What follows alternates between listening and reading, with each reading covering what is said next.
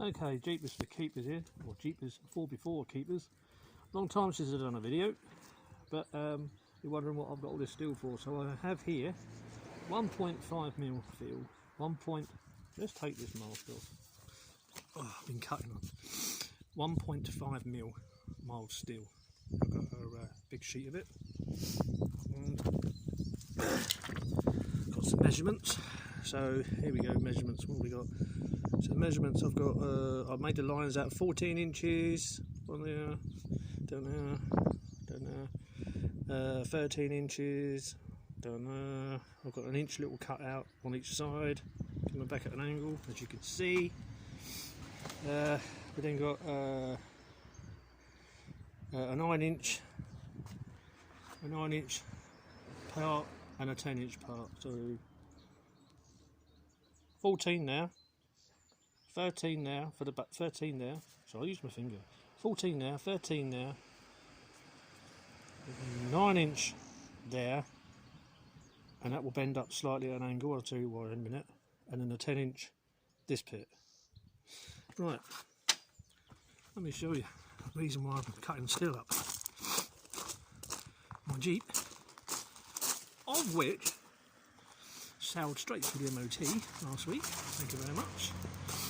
School Road Garage in Norwich, Norfolk. Yeah, so fuel tank. I'm building a metal cage for the fuel tank. Why, Miles, it may you ask, am I doing that? Well, under here, excuse me, under here, there's the fuel tank at the moment. That little tiny little thing that hangs down like a little bomb ready to be smashed and blown up when you smash your rear end down on a rock. See? There's a reason that tank is so small. It's because sitting in that space, I had an LPG tank,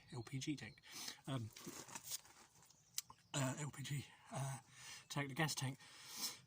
So that's gone. That's now going. The box with the original tank is now going to sit in the back, recessed. Let's have a look.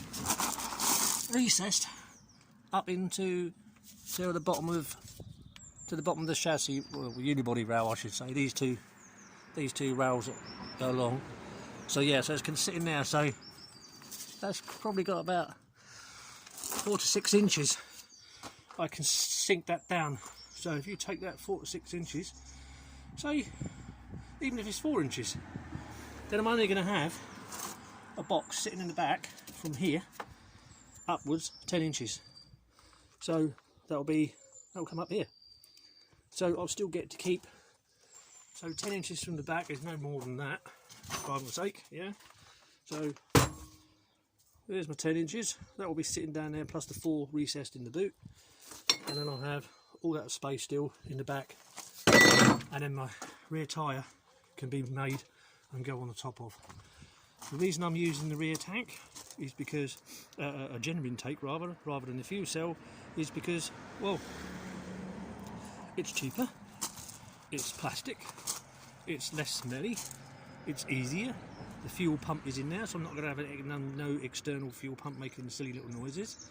The breather's there, the fuel pressure pump, the fuel pressure is regulated and it's all correct. So, and it will clip straight onto the original lines. I might have to extend some power leads. So there. So you might ask next, okay, how are you going to fill it up? Are you going to be using? No, I ain't, because that's going to go. I will leave the flap there. That's been disconnected. Whilst I was doing the work on the other side, I moved that. As you can see, LPG tank, that's now gone, so that's now got to go as well. To fill her up, I'm going to use that neck. I'm going to reverse the tank around 180 degrees. The windows is going to come out, these blacked out windows on both sides, and I'm going to replace them with some steel. And then if the tank is sitting here, if you can imagine the tank is sitting in here, and then from here I will have the filler necks come up here into this steel box with some sort of round Euro alley fitment here. So I'll be able to just put up just from the outside of the window yeah. It'll just come out wherever I choose, you know, wherever it sits best and neatly. It'll probably come out about here-ish, yeah, but on the other side. So that's what I'm doing. So all I've done was marked it all out on them. I'll put the sizes up. I've marked it out. I'm now scoring it with just a cutting disc. I'm now scoring it, and I should now pull it up and turn that into a box that fits that shape of the tank. So if you like what you see, give us a thumbs up, hit the subscribe button, and I'll come back part 2 and with some more details later. But for now,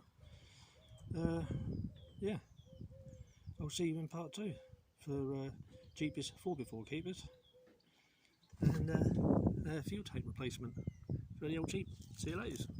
Bye.